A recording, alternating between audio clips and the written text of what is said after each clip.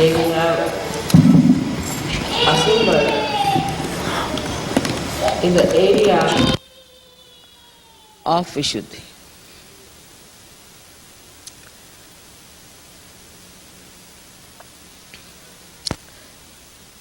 In the Gita, Sri Krishna has described the area as Kshetra. And the one who knows the area is called as Kshetratya.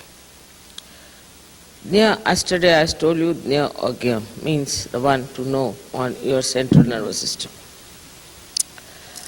So the one who is the knower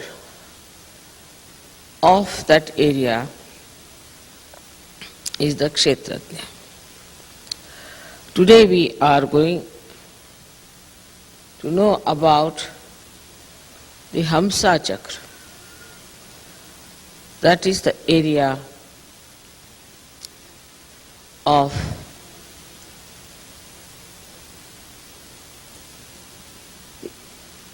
between the two eyebrows, Brukutis, they are called. This one is placed at the base of the brain.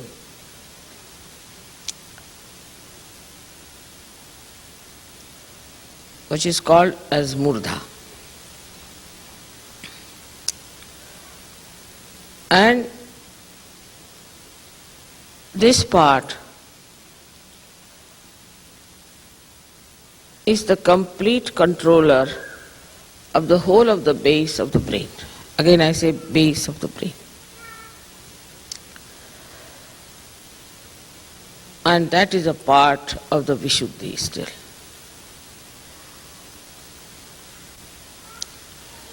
Which is an extremely important center as far as the human awareness is concerned. Because these two nadis, Ida and Pingala, before entering into Agya and giving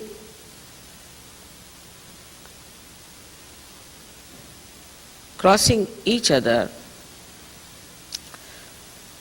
part of them crosses over this chakra of Hamsa.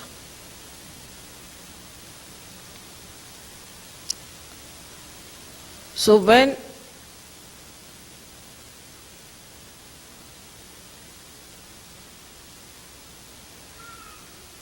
the ego and superego develop in our brain and cover our limbic area,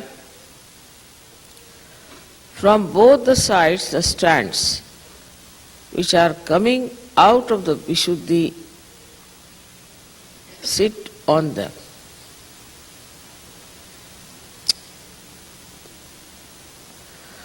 So they also control these two institutions from outside. For example, it crosses like this, goes up like that from Hamsa, and then some strands. Then the others go up again and cross like this and form ego and superego.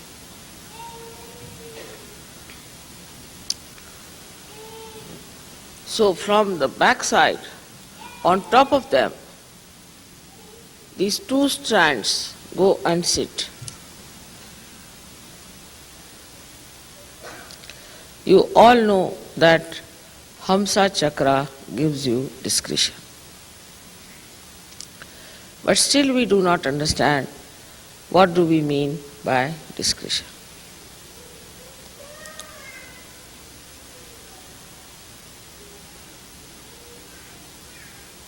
The first and the foremost important center within us is the Muladhara chakra.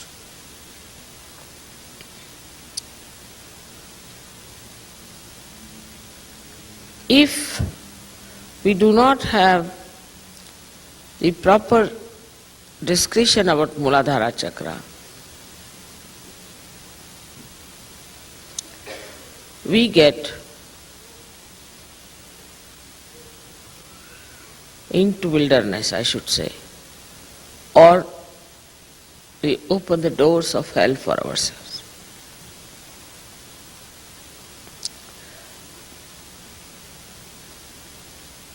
As you know that only the Ida Nadi starts from the Muladhara.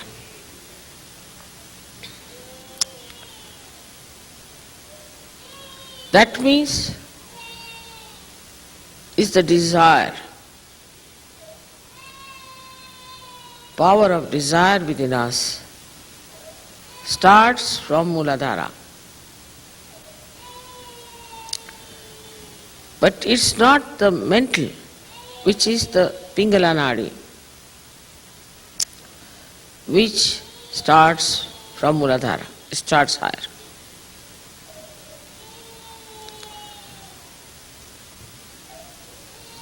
So to have a complete understanding about which child is crying, please take away the child. Yesterday again same thing happened. Now this is indiscreet. Continuing with the child all the time. Yesterday was the same thing. Immediately you should take out the child. In the meeting any child is crying, immediately take out the child. There's something wrong with the child. Immediately take out the child. Again it is discretion.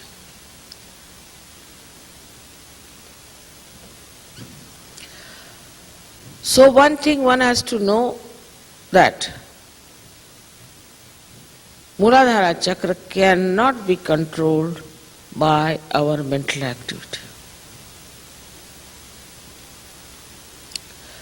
But if you shift it to the mental activity, then the control over Muladhara is completely lost.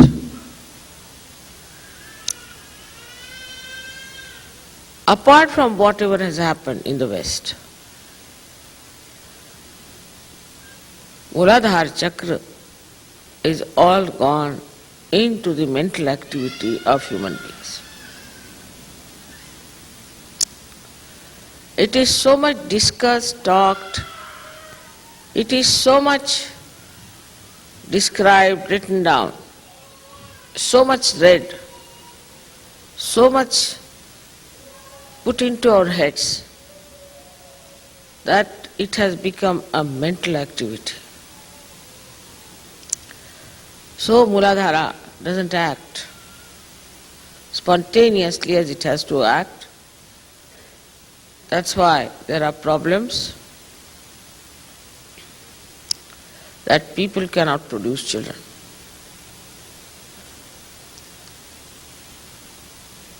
So many become impotent very early because it is used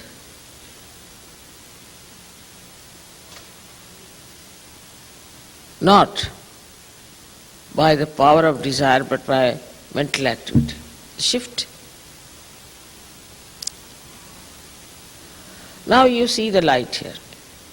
It's burning there because there is oil and there is a wick. It is burning.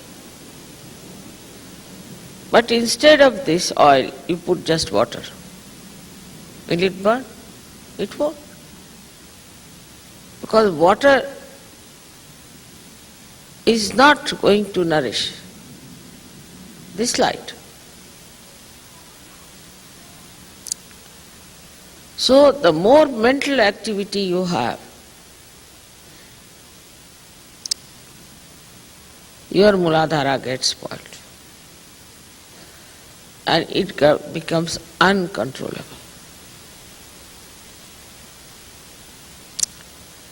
But if it is left to your desire,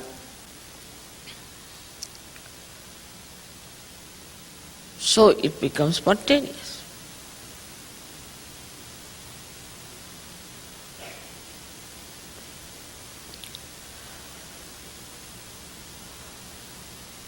This is a fundamental principle that is missing in the Western thinking, I think. That whatever is spontaneous, they leave it to the mental activity.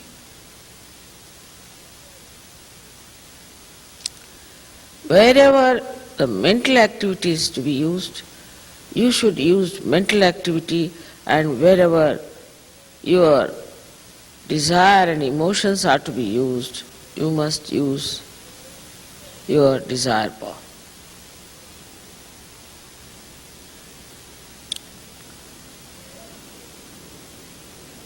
Also, it is spontaneous, though it should not be an obsession. Any obsession cannot be spontaneous. It just at a moment you have the desire. That's all. But all the time if this it's in your mind, that means you are using water to have the fire.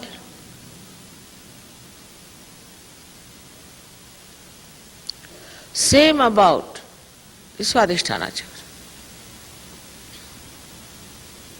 Swadhisthana is for creativity. Anything you can create.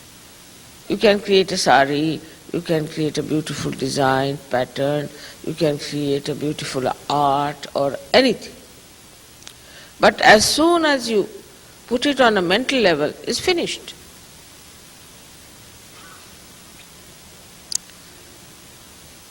Also in the West, too much discussion is about the art. This is not art, that is not art, this should have been like this, that should have been like this. I mean, its creativity is spontaneous. Whatever the artist wants to produce, let him produce. Who are you to judge and criticize? You cannot appreciate anything unless it is brought to the mental level. So now, we have critics. And the artists are not spontaneous, they are afraid, they only think, what will the critics say? Even when I am writing the book, when I give it to some Sahajogis to read, they say, Mother, if you write like this, then they'll say like this. I said, let them say, who cares? So then, a critic should criticize and say this is not all right, this is not an art because this is such, this is such. So the artists are finishing, art is finishing. Now what is left are critics. So now they don't know what to do with their profession, so they are criticizing each other. So we have only critics criticizing each other. But there is no art now. What to criticize?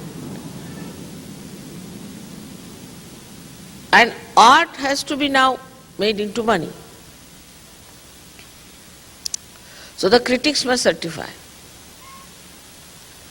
It's so man-oriented, the whole programming of these critics is, that it is never an art. They draw one line and say, now this is art, all right. If the critic says it's art, you have better accept it is an art. What is so artistic about a line?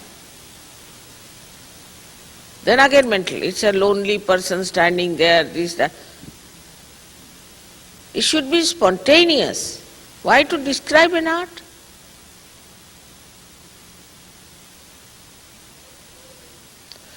So the mental level is so alert and is all the time trying to see things according to certain norms. All these norms are created about something so spontaneous like sex, like art, all bathroom culture is decided by the brain. Nothing is spontaneous. It's such a joke, I tell you. So people become artificial. Art becomes artificial. Your Muladhara becomes artificial. Because it's all now man-made.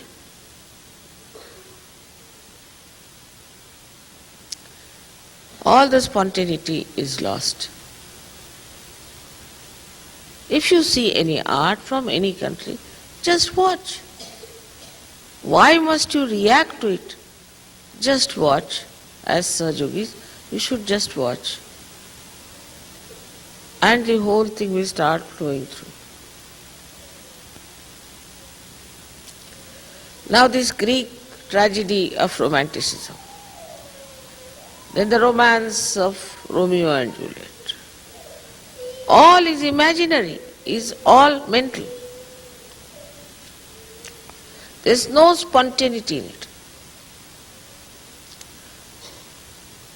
And then you are accept only relationships when there is artificiality, even between husband and wife. Like the husband must bring a flower every day to the wife, show her a flower, as if she's a priest or something. And the wife must, I don't know what they do, all artificialities. And then he must say thank you 10 times to her. And she must say sorry to him 100 times. I mean, they are husband and wife, left and right side of a chariot. And then the men expect this should happen. Women expect this should happen. Men expect the women should be like men, and women expect men should be like women. Men are very particular about time, women are not. So women must be very particular about time, otherwise they think she's the worst person they have ever known. The woman is, say, more particular about her kitchen or maybe about her dress. So the man would get angry with her because she takes too much time to get ready. It's mutually so indiscreet that the relationship becomes absolutely absurd. There should be understanding that she is the left side and you are the right side, and both of you have to act according to your nature. On the contrary, you want to make somebody look so funny, because imagine a man becoming a woman and a woman becoming a man. You see, it's a joke. But that's what is happening. Whatever the men are supposed to do, they cannot do. Whatever women are supposed to do, they cannot do. Whatever the children are supposed to do, they do not do. For example, children in the West will go on asking, why? Who are they to ask why? What is their growth? What is their intelligence? What is their maturity? They cannot be treated like a judge sitting in the court. They are children.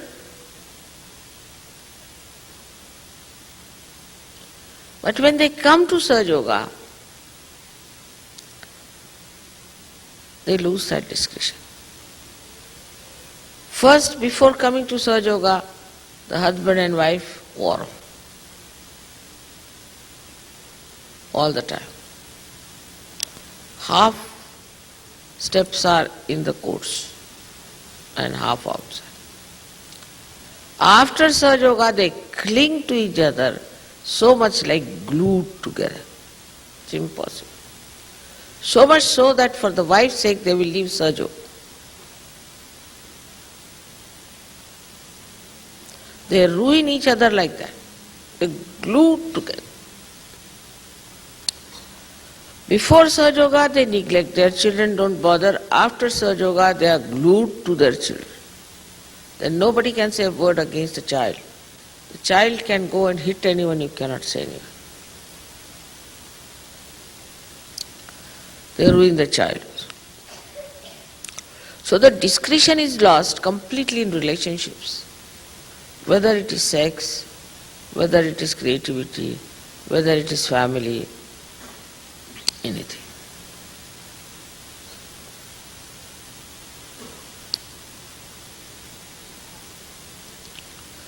That's the part of the Hamsa Chakra. Then we come to the Nabhi Chakra.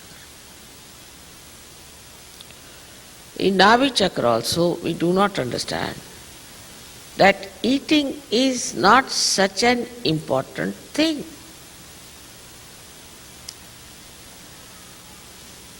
Doesn't matter if you don't eat your food today, what does it matter?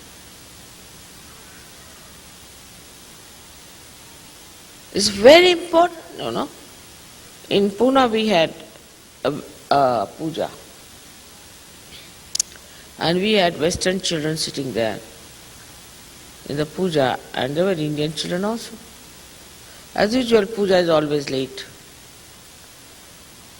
But it was in the evening, Sankrant puja. So the children, Western children, got up at 8 o'clock, whether it's puja or anything, and all marched on for their dinner. It looked very bad. Indians couldn't understand, how can that be?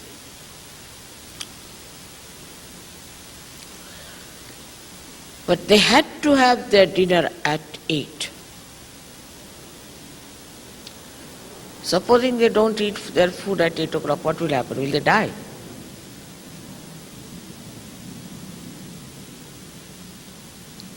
So in a way, we restrict children also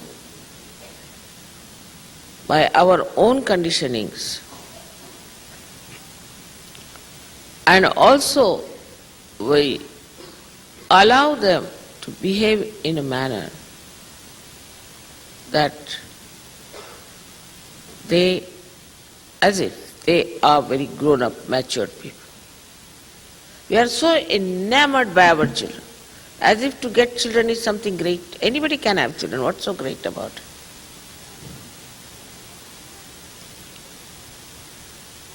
You have to look after children, it's all right. It doesn't mean that you should all the time dote upon them, think about them, worry about them, and nobody else.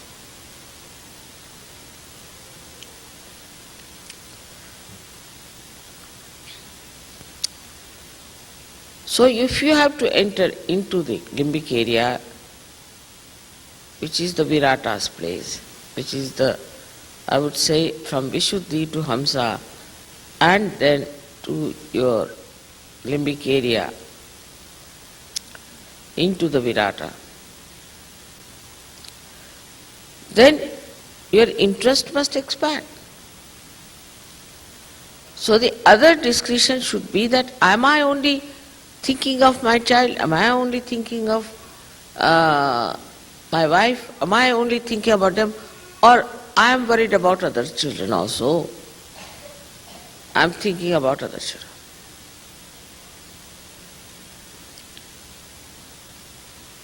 I just tell you this because it's such a funny type of a concern we have.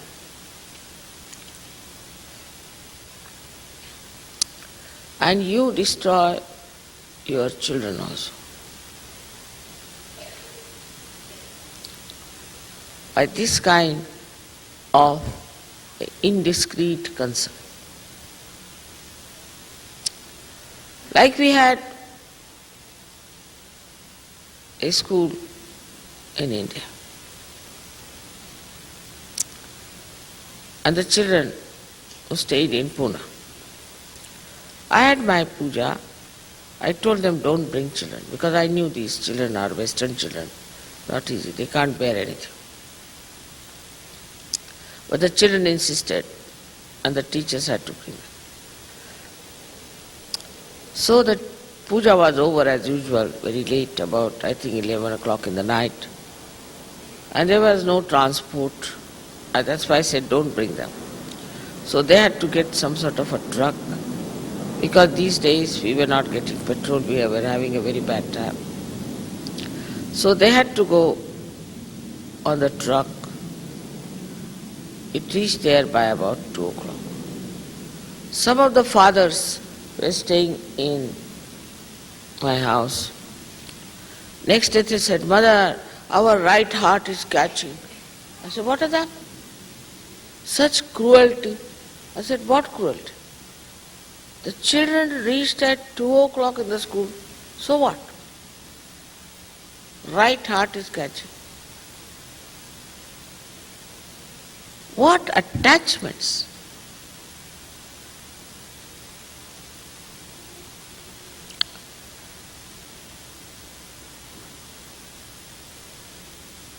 Your children, if they reach at 2 o'clock, what does it matter? Why are you so much concerned about it? They are realized souls. There is God who is looking after them. Why are you so much worried about them?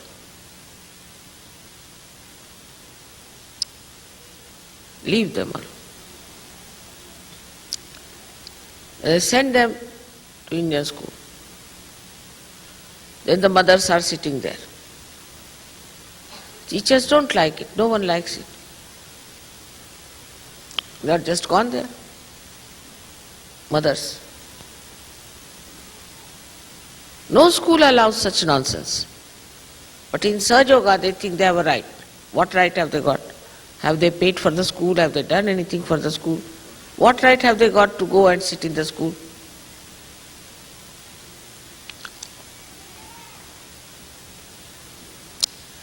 So the discretion should be, we have to bring up our children according to such culture.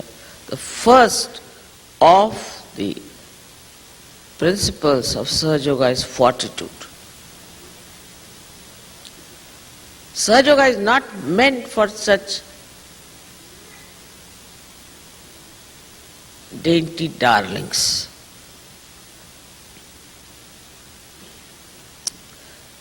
You have to be soldiers of Sahaja Yoga. Your children have to be the soldiers of Sahaja Yoga, not the dainty darlings. It's not meant for them. Though they are born realized, you are ruining them by making them dainty darlings. You have to rough it out. You have to make them sturdy. You have to give them self-respect. You have to give them dignity and a fortitude. Forbearance.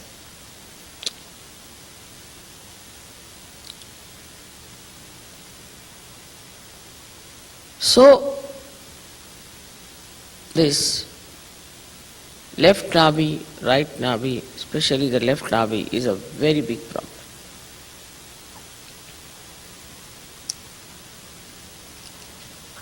Where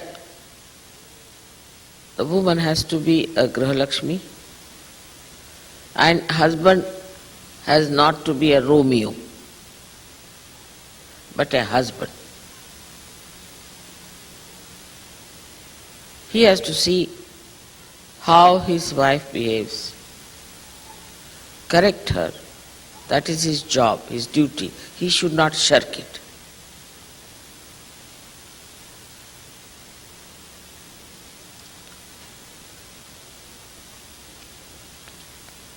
Grihalakshmi is the woman who should know that she has the great responsibility of creating a very great society of Sahaja Yoga. She is not an ordinary woman. How many women got their realization before? But in Sahaja Yoga, if you find the ladies, you'll hardly find very few who are really alert. Most of them are in trance condition. They don't know anything.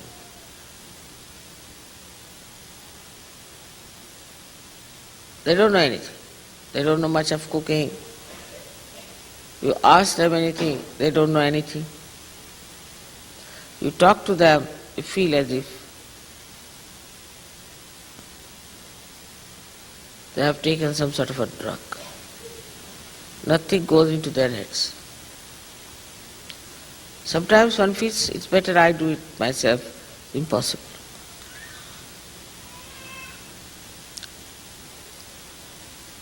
The alertness is gone. Because alertness that comes through your right side is wasted on nonsensical things. Attention is wasted on nonsensical things. That's why the housewives have lost that discretion to know that they have to be extremely alert and sensible and wise.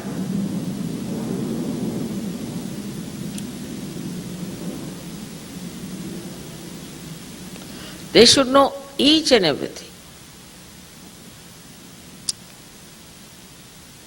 It's not so.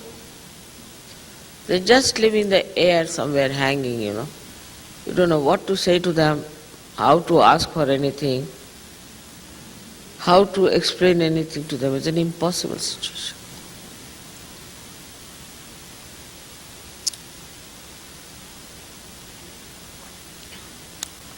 So that alertness has to be there in a housewife is an extremely important. So we have Fatima at a young age. She had these two sweet children who died in the war in Karbala. But a brave woman, the way she established the Shia system, her husband also died. And she did all that on her own. Living behind the parda, living behind the walls, she managed everything. We have had many such queens in our country. There was a 17-year-old widow who was the daughter-in-law of Shivaji. She fought with Aurangzeb and defeated him in our country. Tarabai. So many of them we have. But if you do not have the alertness,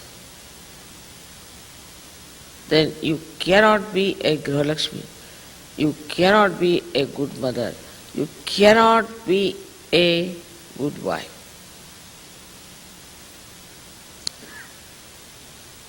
There's no slavery in it. They don't know even what pleases their husbands. How to create peace in the family. What to say, when to say, beautiful things and when to be strict. All this discretion is not there. Either they are shrews or they are slaves.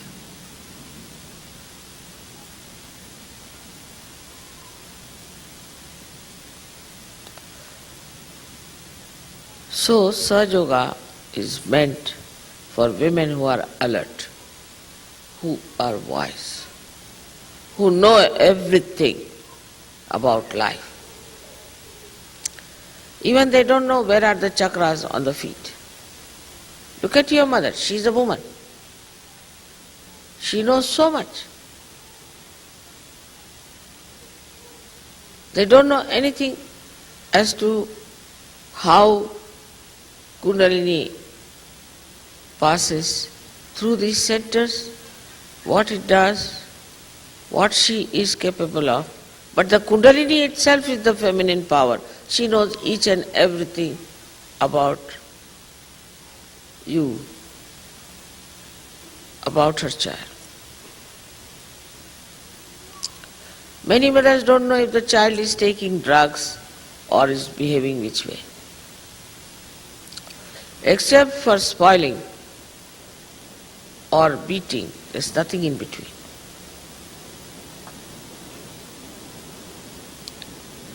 With discretion,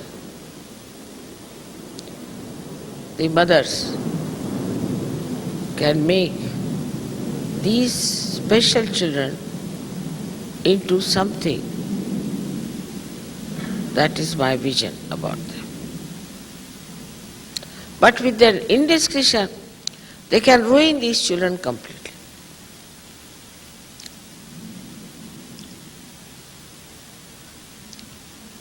This is so important that our Hamsa should be all right, that we should be able to create a beautiful home, a peaceful home, not only for our family, but for all the other Sajjogis who come to our house. I don't know how it has come into the brains of Indian women. I don't know how. But if you have to please them, you have to just say, "Sister-in-law, will you cook this for me tomorrow?" That's it. Or if you say, "I'm coming for dinner or lunch," that's the best. They are very much pleased. Oh. Just they'll start thinking, what am I going to cook? What does he like? They know about each and every person what he likes. It's not slavishness. If you want to please someone, it's not slavishness. The whole nature is there to please us. Is it a slavish thing to do?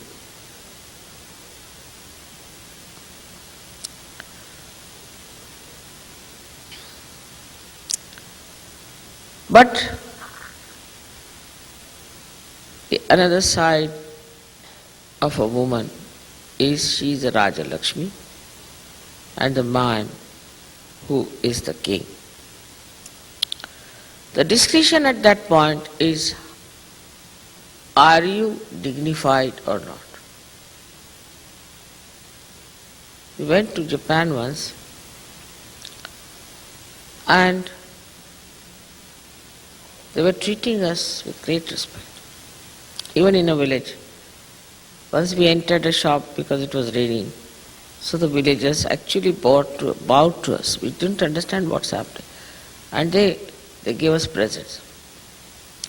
So we asked ultimately the interpreter, why are they so humble before us? They said, because you belong to royal family. I said, no, we don't belong to royal family. How do they know? No. Because your hair are neat. Your daughter's hair are neat and shiny. And you don't go to hairdressers. Is this a sign? Is this a sign of royal family? Yes. That's how the royal family is. They don't put their head into the hands of somebody else. We were amazed at their reading. Imagine the Japanese thinking like that.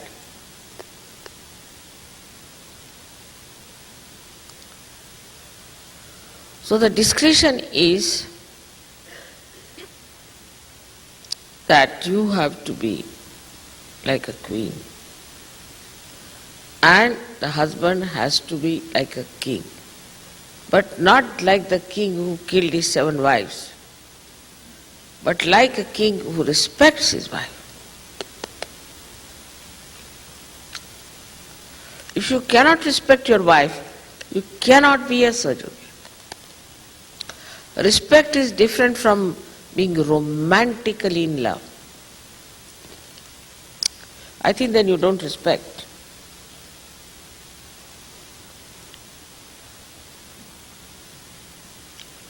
Respect your wife is a very important thing in Sahaja. For this, I would say the Indians are not so good. But also I know some of the Western people are also quite funny. Your dignity is reduced if you cannot respect your wife. Indians, especially in the North India, not in the South, they lack this, to respect their wives.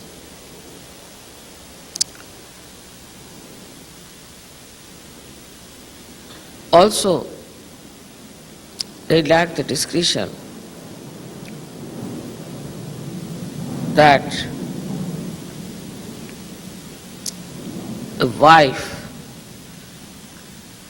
if she is not respected, the children will not be respectful to her, and she is in charge of the children.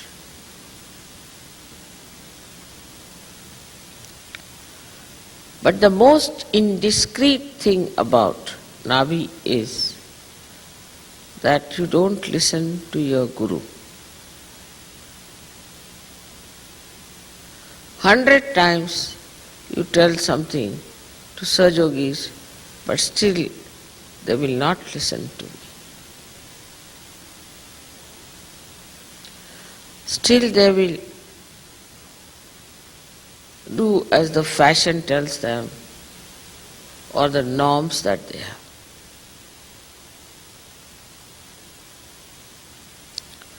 Listening to your Guru, as they say, as if is to obey God Almighty.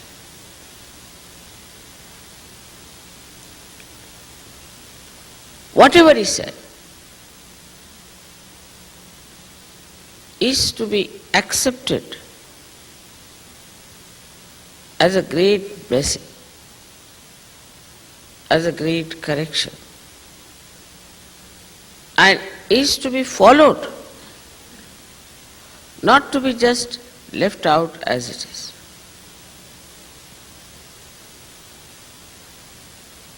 As you know, your mother is your Guru and she is your mother.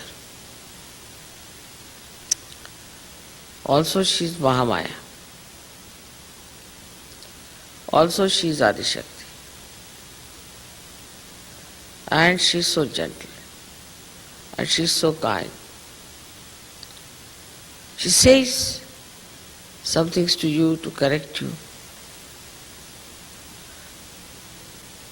So many lectures I have given of telling you what is important.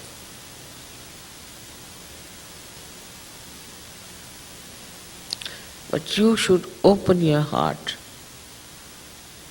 and surrender it fully to your Guru, then only you will mature, otherwise there is no way out. I am sorry to say. I do not like anybody surrendering to me or touching my feet or falling at me. I don't understand that. I am not conscious of it, not aware of it. Makes no difference to me. Even when you sing my Jai, I think that you are singing some Mataji Nirmala Devi's Jai in a third person. And sometimes I am afraid I might say Jai with you. When you are singing Swagat, Agat, I always think there's some Mataji Nirmala Devi Swagat song, they are singing somebody else. But for your goodness, for your ascent, for which you have come here. You have not come here just to waste your time, but to ascend. And for that, it is important that whatever I am saying, you have to obey implicitly. But I never say anything which will be uncomfortable for you. I never say you don't take your food or don't drink water, nothing of the kind. But out of laziness, people just don't do many things. Or, if not laziness, then just they do not know how important it is. Or else they feel nervous. So the discretion is that Guru is Parabrahm, any Guru, Sadguru. But what about the Param Brahma itself, which is your Guru? I do not say things as hearty as the Gurus used to do it. I mean, if you read about them, you will be shocked. But whatever I say, every word, you must note is for your benevolence and for the benevolence of the whole world. And by not obeying that, you are not only spoiling your own chances, but the chances of the whole world.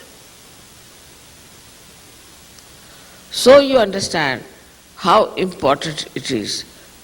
If you are the disciple, if you are blessed by your Guru, all these things are written about them.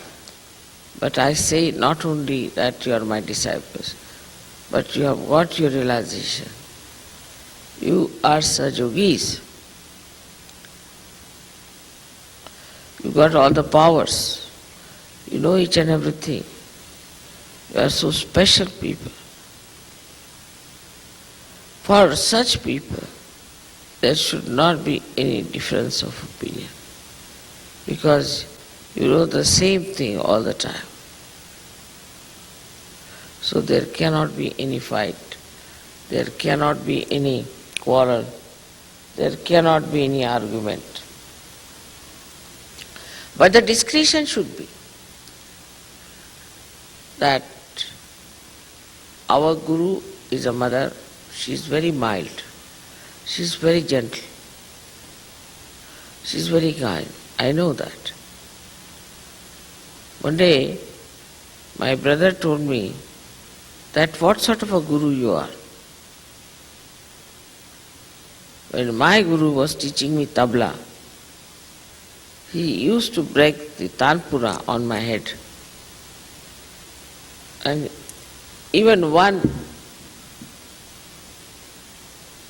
percussion I would make wrong, he would bring his hammer, and now I am going to break your nails. I said, there's no need to do all this. Not necessary in sadhu. Because they are self-disciplined people.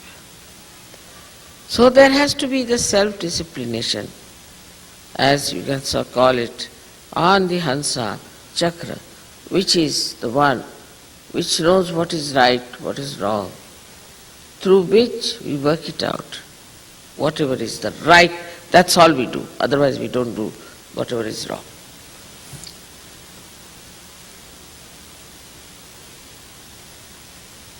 Then comes the heart chakra.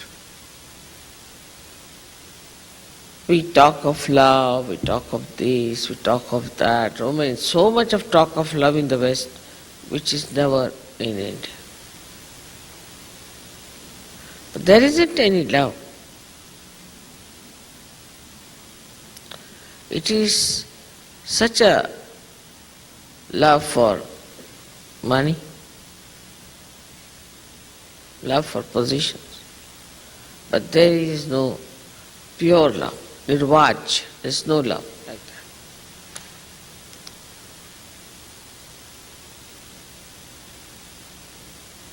So the discretion between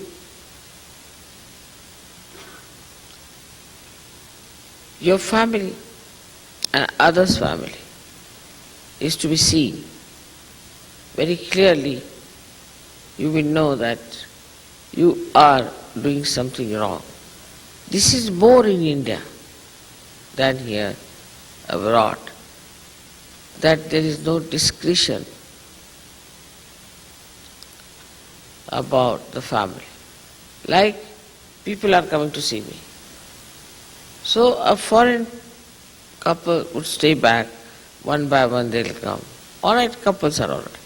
But they'll not bring their uncles, aunties, their aunties' parents, their parents, and then the grandparents and all that together. Never come in one line. They will always be grouped together, all of them will be on my head. I've seen. There's no discretion then. That we are individuals as far as mother is concerned. She is our mother, she is our guru, and we have to face her individually, not to take all this paraphernalia with us. All our relations, my brothers or my sisters or my this and that. So the discretion as far as the guru is concerned is an extremely important thing in Sahaja Yoga.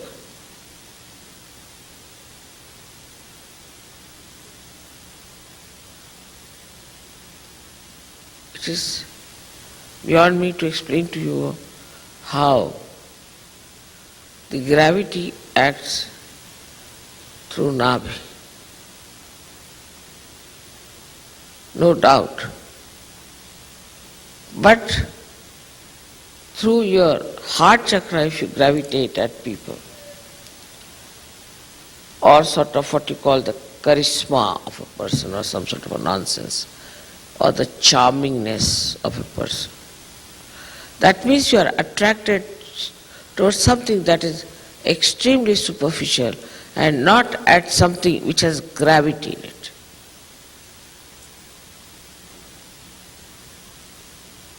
So, the discretion at the heart is to have a relationship which is so detached that you nourish everything, every part of your family. Now somebody is attached to the husband, somebody is attached to children, somebody attached to the dogs, somebody is attached to only to the plants. It's very indiscreet. You should be attached to everything in the same way. I would say that you should be so detached that you are attached to everyone equally. Detachment doesn't mean that you wear dresses or scantily. It doesn't mean that. It's a wrong idea. Detachment means that you watch everything and you do not get involved with anyone. You are out of it and you are seeing everything, watching it. You are a witness.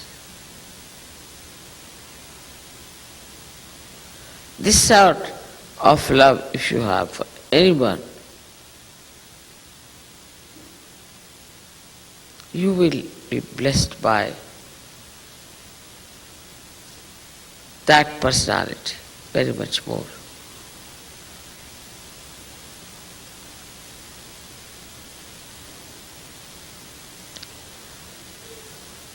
So now the discretion of the Vishuddhi is another very important. The other day somebody came and his right hand was frozen. I asked him, what do you do? He says, I am working as a secretary, that lady. So I said, what do you do? She said, I type. I type a lot. I said, you take to Sahaja Yoga, and before typing you just say namaskar to that work that you have to do, just like that, and then you start doing the work as if you are not doing it. You are just doing it, typing, you are just typing, that's all. You are not doing. You are not doing anything. Some people say, Mother, you travel so much. I never travel. I am sitting or I am walking. Where do I travel? Is the plane that travels? I am just sitting in the plane. I never travel like a Superman. I am sitting very nicely. Where do I travel? If I start thinking I travel very much, I do this work, I do that work. Somebody would say, Mother, you do so much work. I mean, I don't do anything. I tell you really, I don't do anything. Now I am speaking, all right. So, just I am speaking, that's all. And this speech also, I am not doing it, it's just coming out, like a radio. Would you say that the radio is doing any work? It's just a radio. Actually, I don't do anything whatsoever. So when I am not doing anything, why should I feel tired? Why should I wear out? So this feeling of I am doing this and I am doing that is responsible for creating your problems of ego within. So to use the discretion over this ego, to put it down in its proper place, are these strands of Ida and Pingala sitting on top of them. Bring it down.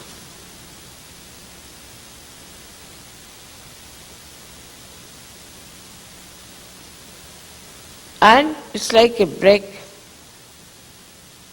and an accelerator. So if somebody has too much of ego, then the discretion, see, is missing from that person. He does something, thinks, I have done this, I have done that. As they say, Humpty Dumpty sort. And then he suddenly finds, that's finished. I was very stupid to have such an ego. So what does he say? All right, Mother, you do for me. You work it out. Finished. It's done. Of course, I don't do anything, nor you do anything. But if you just say, Mother, please do this for me, it's done. If you say, Mother, come in my head, I come in your head. Come in my eyes, I come in your eyes. Say what you like. I don't do anything at all. Neither you do anything. It just works. Somebody else is doing, all right. Need not bother about that. Somebody is doing it. But as long as I am not doing it, I am relaxed and I am not worried. I am not upset. So Vishuddhi is a very, very important center. And for you Americans especially, American surgeries, you have to know that to be in the Vishuddhi means you are in charge. Not doing anything, but in charge.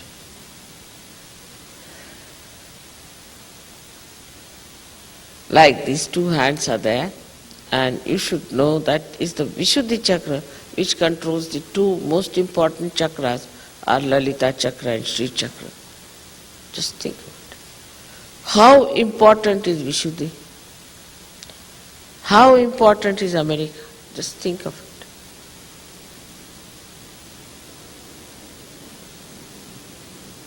But nobody is aware of it. America means Las Vegas, Then all these horrible beaches. Horrible, horrible, horrible. Nobody knows what is America is. What does it mean to be in America? What's our responsibility? All this comes to you when you allow your Kundalini to be up there. So you are absolutely detached, you are connected with the mains like this one, and the whole work is done by the mains. You don't have to do it. So when you are detached of doing anything, of appreciating anything, or debasing anything, or judging anything, when you are not at all doing all this nonsense, that means you are absolutely detached in the real sense of the word. So this works up to the Agya Chakra. We can say that all these discretionary powers are within you. They are built in, they are spontaneous, and you have to just allow them to grow by meditating, by watching yourself every minute, every second, whether are you enjoying yourself or not. So the whole of discretion rests on one point: how far you are enjoying Sahaja Yoga. What a nice thing. Like yesterday, I was meeting every sort of a person. And some of them felt I was exerting too much myself. No, not at all. I was enjoying all of them. Sahaja Yoga is a very big joker, very big joker. See, a person comes up to you, you talk to that person. It's a drama behind every individual. And you discover what a drama this individual was. No need to go to any theatre or any film. Every personality is a drama. Very enjoyable. If you just want to see the drama, and if you just know that, oh, you have to watch the drama, you have to see it. Only painful part is that as a guru I have to tell that this is not good, that is not good. That's the only painful thing. I wish I could have avoided it somehow, but it's not possible. Because from the darkness to the sunlight you have to come out. And you are holding my hand, so I have to tell you that be careful. It's a very, very small road. And both the sides you can follow, into Ida or Pingla. So hold my hand tightly. We have to go further.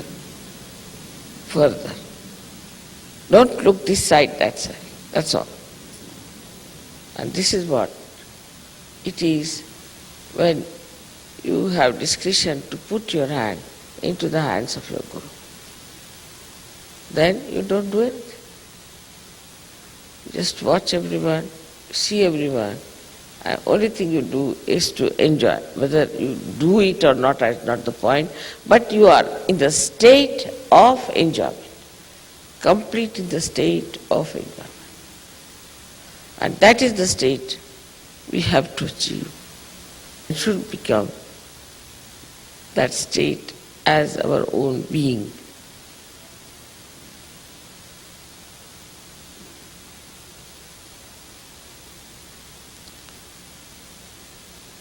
Up to some Hamsa Chakra, you have come.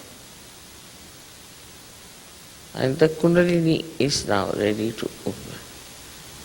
Very much better, because she knows that you are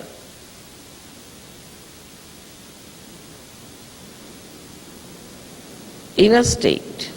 She knows you now. She knows you very well. And the Kundalini knows that you can now pass through Agya. The attention can pass through Agya because you have discretion.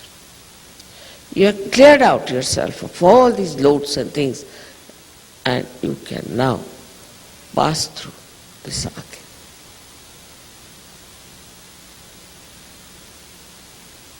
So before realization, those people who have had discretion are the best people to rise. They are solid people. Or those who are weak, again and again fall and rise, fall and rise, fall and rise. They catch again and again. So the discretion at that time is to know that you are here for your ascent and for nothing else. And that has to work spontaneously only by just finding out joy and joy-giving things. It is not so difficult if you allow spontaneity to work. But they told me that, Mother, we have to do this, we have to do that, what to do this and that. Just leave it at that point. Just leave it and everything will work out. You are not doing anything. You are not really doing anything. It's this all-pervading power which is so efficient, is doing everything for you. There is one point which I wanted to tell you about the ashram life in Panita. We have ashrams and ashrams and ashrams everywhere.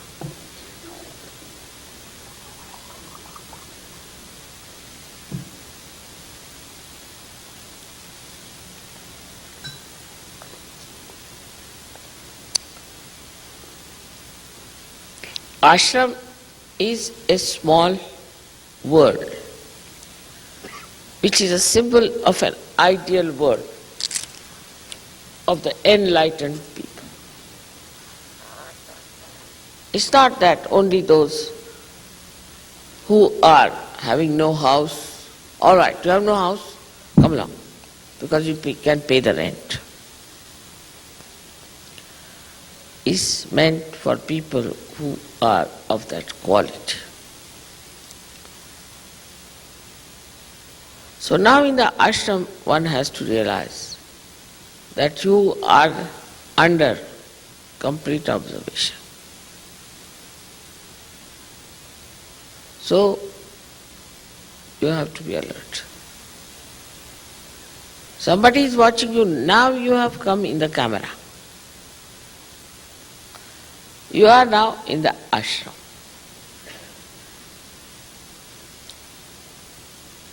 So let's start from the very beginning, as I said, in an ashram as far as the Mooladhara is concerned. That part I think most of you have worked out. That you should keep an extremely clean atmosphere. But I have seen some mad people, even in the ashram, start behaving in a manner that doesn't show that they are ashramites. Their behavior is so funny towards sex sometimes that I just don't understand. The relationship between the husband and wife also. Either they fight with their fists or their legs or feet, or otherwise they are absolutely docile and given up each other.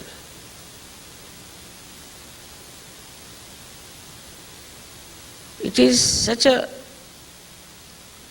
misunderstanding we have without Hamsa Chakra being enlightened. That we take to things which were so dangerous for us, for our society long time back, just for granted. And we start doing the same thing. If not go down to that level, but we try to keep company with such people, we try to so-called help them, whatever we try to do for them all the time. We are so indiscreet that whatever we try to do for others, anything, either there is some sort of a passion or a obsession or some sort of a gain or whatever it is, then it is indiscreet, absolutely indiscreet. Because you don't do anything, it just flows, goes to everyone. So in the ashram, the life should be very pure, the relationship should be very pure. There should be respect of the elders. Those who cannot respect their elders will have a right issue with the problem, always. They must know how to respect their elders and a proper respect of the representative of your guru.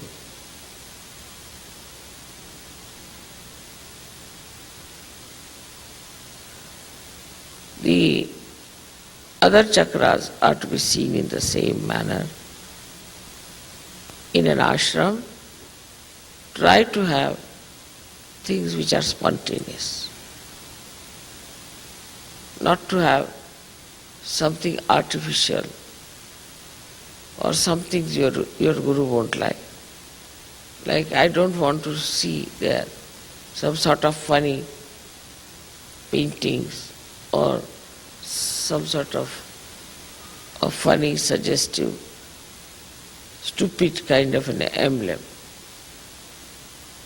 In a household that is such, it should be felt by anybody who comes in, feel, oh, this is an ashram. Clean, neat, tidy.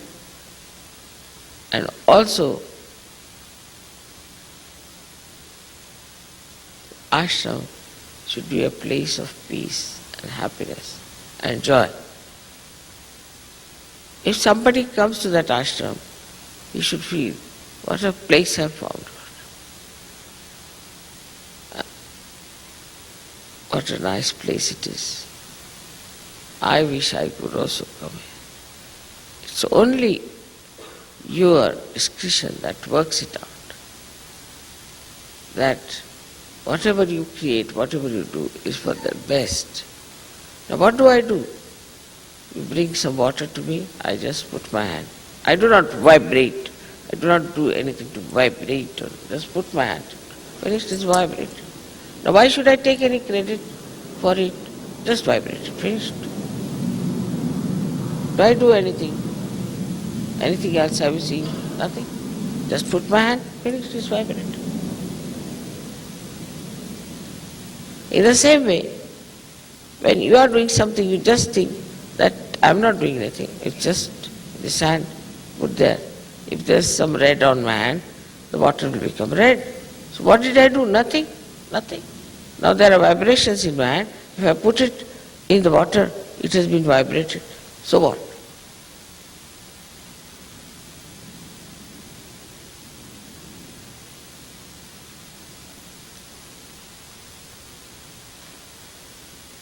Now in the ashram, I have seen people are not alert at all. Now there's a telephone call comes in. It gets lost. Or there's no communication. One person doesn't tell another person what is the telephone that has come. But even in the household, we have to be careful and alert. Like you put a paper there or some sort of a notebook where you should write down today whose telephones came, write it one after.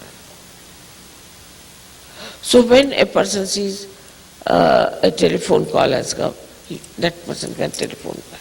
It's one of the examples I'm just giving you, how you have to be alert about it. Now, if you are cooking, you should know how many people are going to eat. There are going to be, say, 10 people. Then the food will be cooked only for 2. But if there are 2 persons, then the food will be cooked for 10 people. And then the food is thrown out. Because after all, this is absolutely absurd. I must tell you a story of Mahatma Gandhi. I was in his ashram. I was quite young at that time, but that is on my very much recorded. So he wanted everybody to stay for dinner, lunch. They said, but we are going there. It's all right, you can have your lunch with me. And they were having conference, all the big Johnnies sitting there. So he got up and he had the keys in his Janeyu, as they wear it, you see. So that sacred thread came out. With his key, he opened the storeroom and got everything taken out according to the allotment of every person. Like one person would get only one chatak. Chatak kya kehte? Huh? Ounce for each person. So he stood there, it was all measured, brought out for cooking. So all these people were there. Maulana Azad said, we didn't know, sir, that you have to do it yourself, to stand there with the keys to take out everything. You have wasted so much your time for us. He said, what wasted? Yes, for this you had to stand there and take out the food. He said, do you know, this is the blood of my countrymen.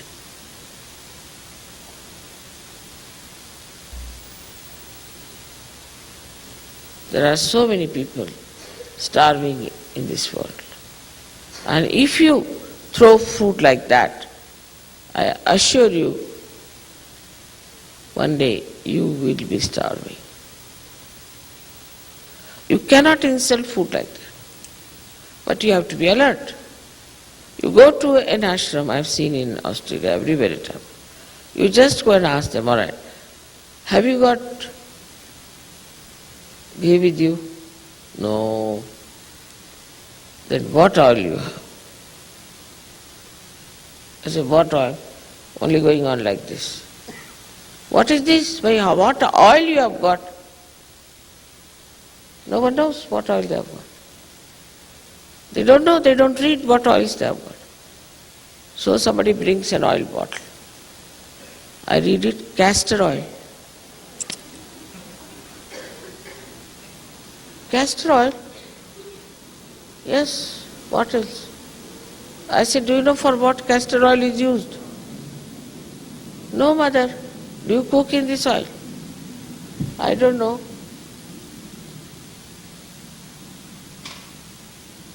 From where are you coming? Lunatic asylum or what?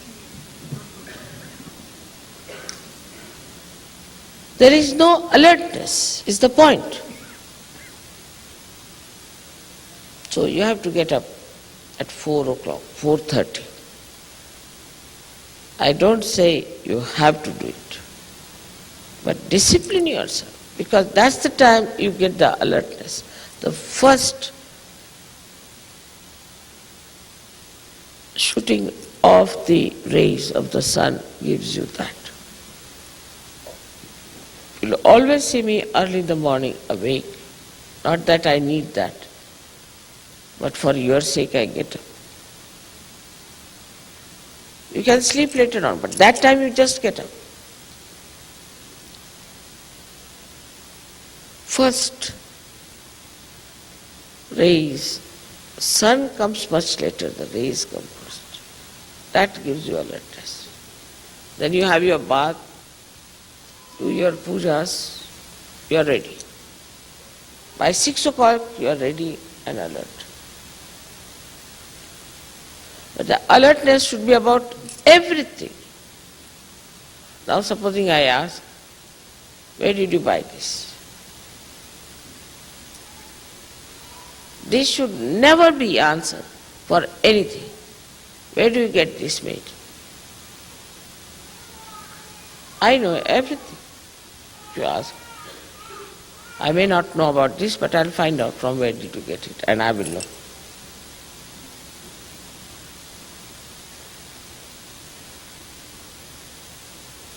Alertness about things, what we have, what is in the ashram, are we keeping it clean or not, or we are lousy people, absolutely lousy, don't know anything.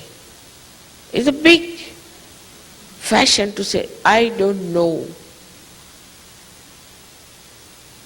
I'm not asking absurd question like how many hair you have in your head or how many stars there are. A simple thing, if I say, how many cups you have got?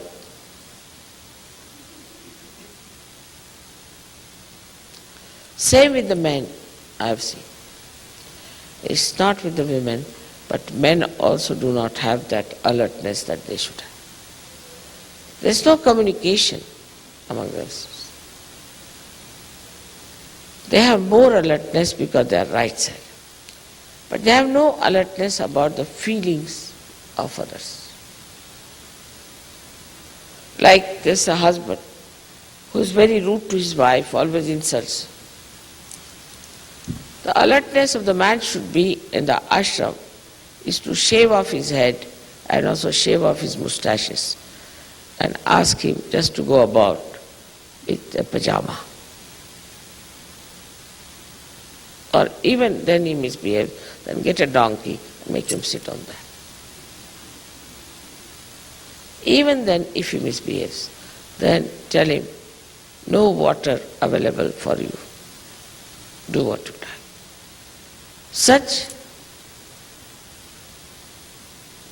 punishment should be given to a man who misbehaves, who has no emotional feelings towards his wife, who ill treats. Or somebody who is very romantic, also you should make fun of that person. This is the alertness of men is very important to see. Also they should be alert as to how the money is spent. You know very well how they have made money out of me in San Diego ashram. Nobody bothered even to find out what's happening to this. They are paying their rent, finished. Where are they spending? What are they doing about it? Nobody knows about it. Ask them, did you find out where they were sending money? Did they send me the money, my rents, things, nothing? We don't know, mother. We didn't see. We didn't bother. There should be alertness as to how much money is going where it is spent, how much you have got. This thing. You go to an ashram, you ask them, now, how much money you have got? Means what? You don't know how much money you have got? No, mother, we went to that place and then we bought 20 tins of fish. So all money was exhausted. But why? Why did you buy 20 tins of fish? Because the women said you better buy 20 fish. How many there are to it? Like that, they have no idea, no alertness, nothing. It's all a mess.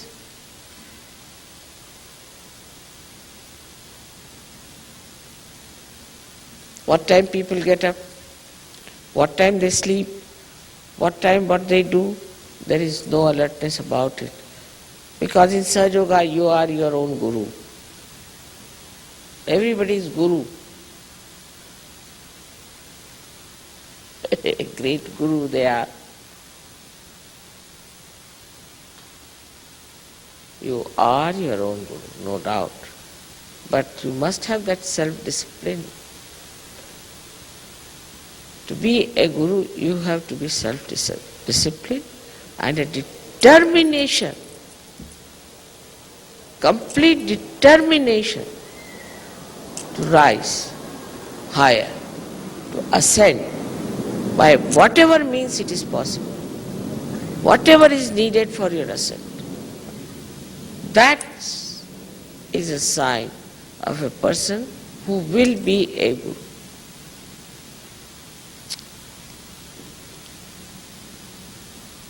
there is no communication, there is a communication gap, there is no understanding of each other, there are problems, there is no emotional attachment to anyone. That's not an ashram.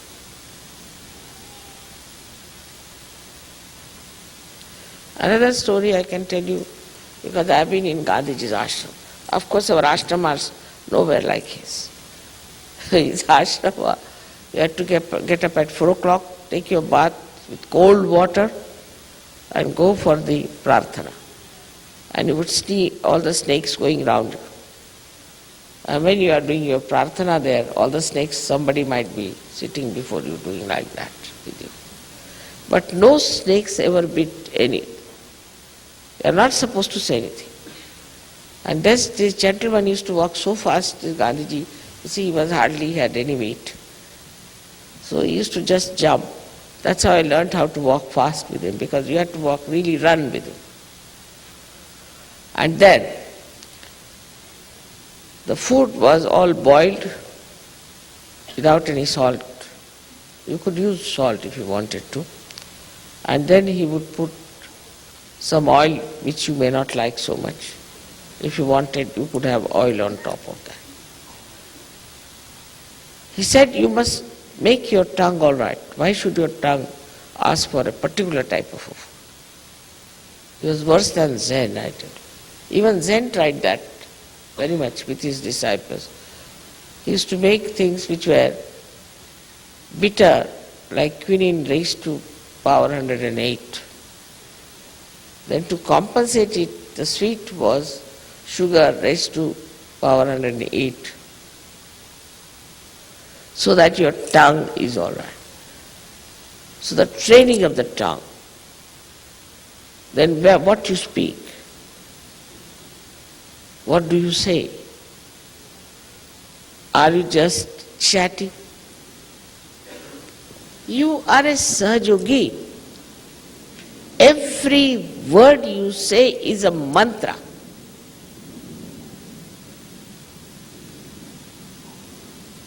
These ashrams are much higher and greater than all the ashrams of the world, even Gandhiji's ashram. Do you know that you are the instruments of God Almighty? And when you speak, every word of yours is a mantra. Whatever is your desire is the command.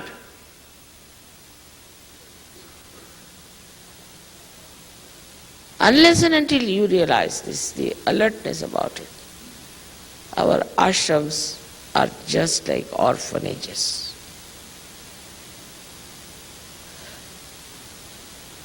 People like a leader to be sweet, sweetie pie, so that they can eat very well, the leader. Or somebody overly strict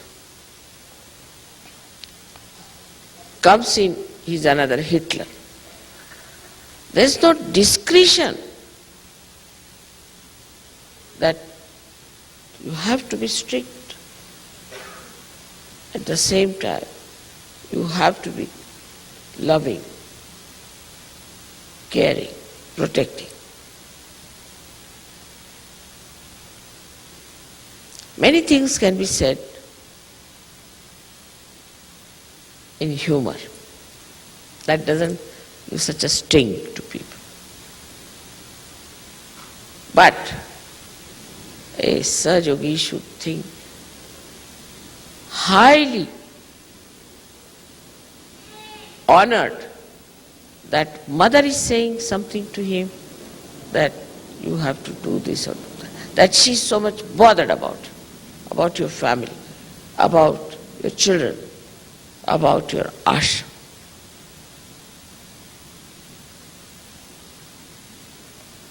So that alertness should be also in the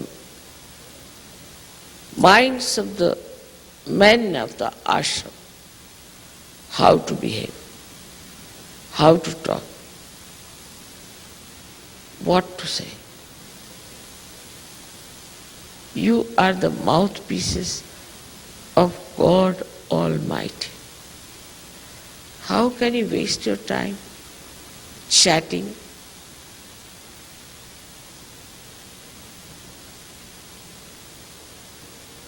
So it is to be realized how to behave. For a person who is the mouthpiece of God, you represent Him. Actually, how you should dress up, how you should walk, how you should sit, how you should eat. I was surprised that people are drinking beer in the ashram. I mean, it is non-alcoholic, but it's beer made of molasses.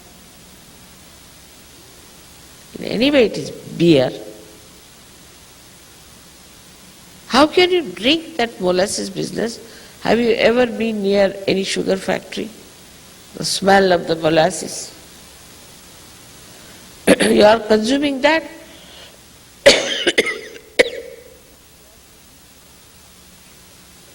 So whatever you are eating, whatever you are spending, whatever you are talking, I mean whatever is the extroversion, whatever is outside, must express to your inside.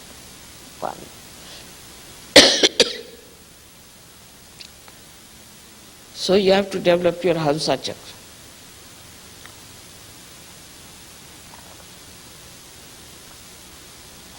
Self-disciplining and introspection. Why do I do such a thing? I am a Sahaja. Ask this question every morning, and in the evening, please note it down. What did I do for Sahaja?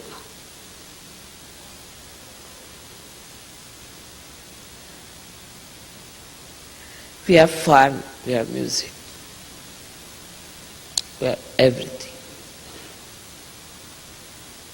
But everything should be done in a dignified manner. Even dancing, I was saying, learn some rhythms. Otherwise somebody is doing the trot and another is galloping. That too like horses. Looks so odd.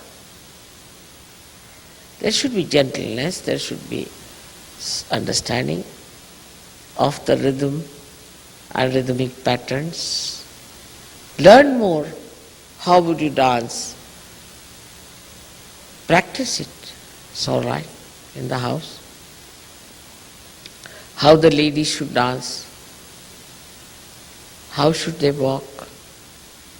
Because your whole expression is the expression of God Almighty. So,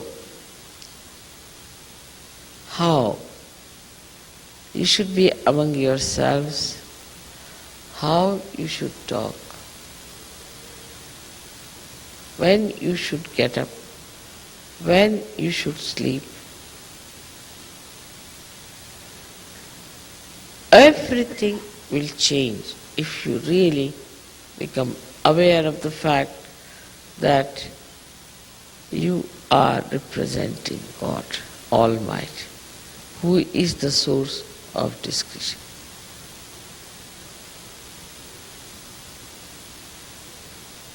In discretion, so many things you will learn.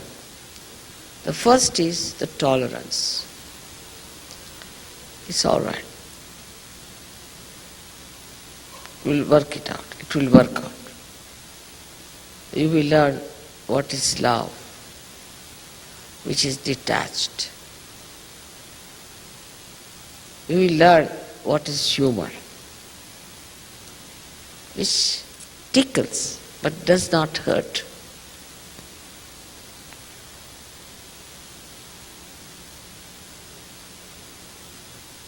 You will learn also what to say in your lectures, what to listen to. And of all the things, you will know how to fulfill the visions of God Almighty. Now today, I had to tell all these things, of course, is a part of Vishuddhi. But the other part of the Vishuddhi is that you are part and parcel of the whole, of the Virat, and you become the oceans. So you have to be like oceans. Oceans in every way. That's how you will realize that this ocean of yours has no limits.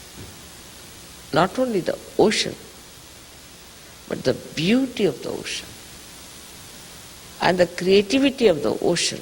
Everything is within you, which you have to utilize, which you have to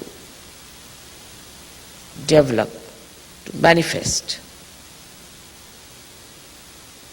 Because if you are a part and parcel of Virat, that you are Virat, then how discreet you should be.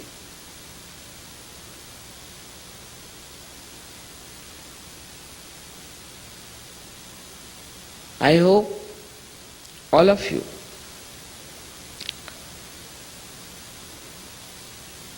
will know that your behavior has to be of a level, not superficial, not cheapish, not greedy, of course not lusty, but dignified, saintly, royal, magnificent, beautiful, and joy-giving. May God bless you.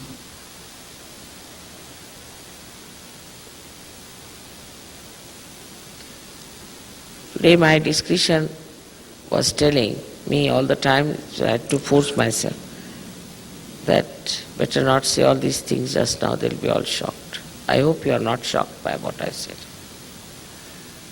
May God bless you.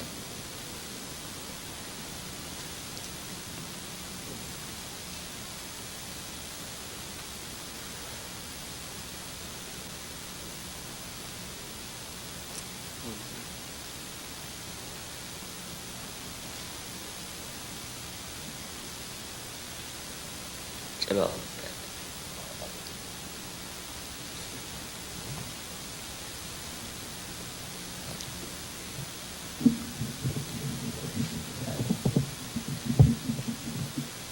Just help her now. I'm saying alert. Come along, get in, help them. All of you are sitting tight. See now what is needed. Just now. Just see what she needs. Some of you should get up and help her. Just see what does she need. One person is rushing, doing, that's not proper. Yes. Come along now. Phil, please check the temperature. It's very hot. You need to mix that sugar.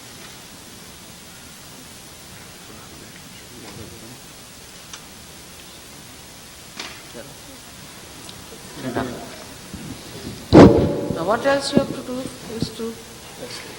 Huh? Correct.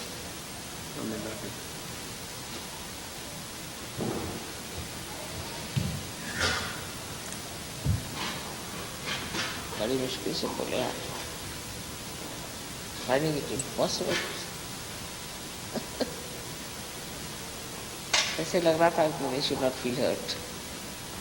Kartani. Where? I don't think so. The catching of the heart is like. Ah.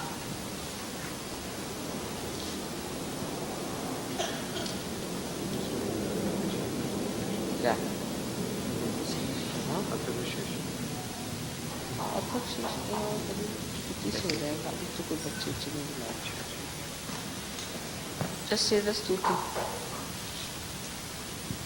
Stuti. कराओ Leslie, need some cold water.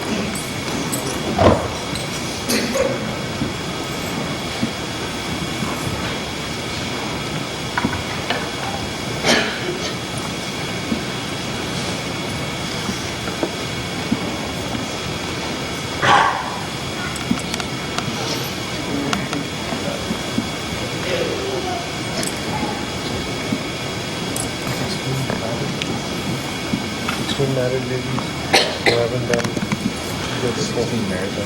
Those who haven't done it before. And also the teachers First all center leaders. Could all center leaders please come? Dr. Shimon. The leaders. And then the 16 ladies. And then afterwards, like 16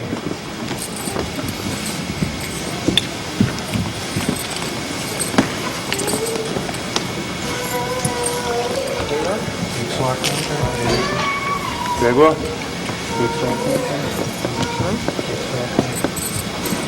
108 names.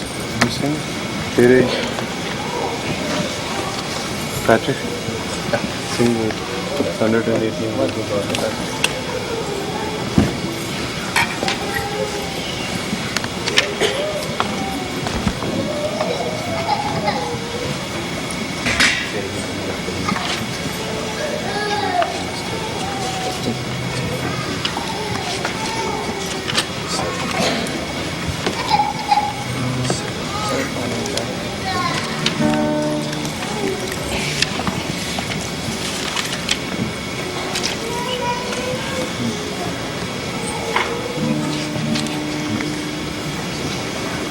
Gregor?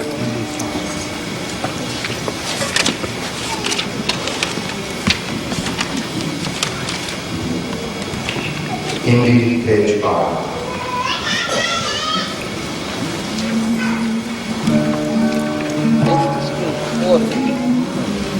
That's what hold this and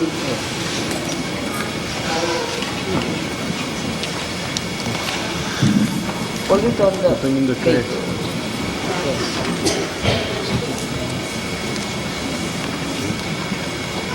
Have you clicked?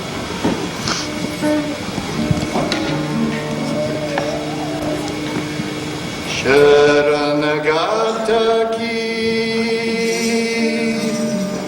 Rachakarati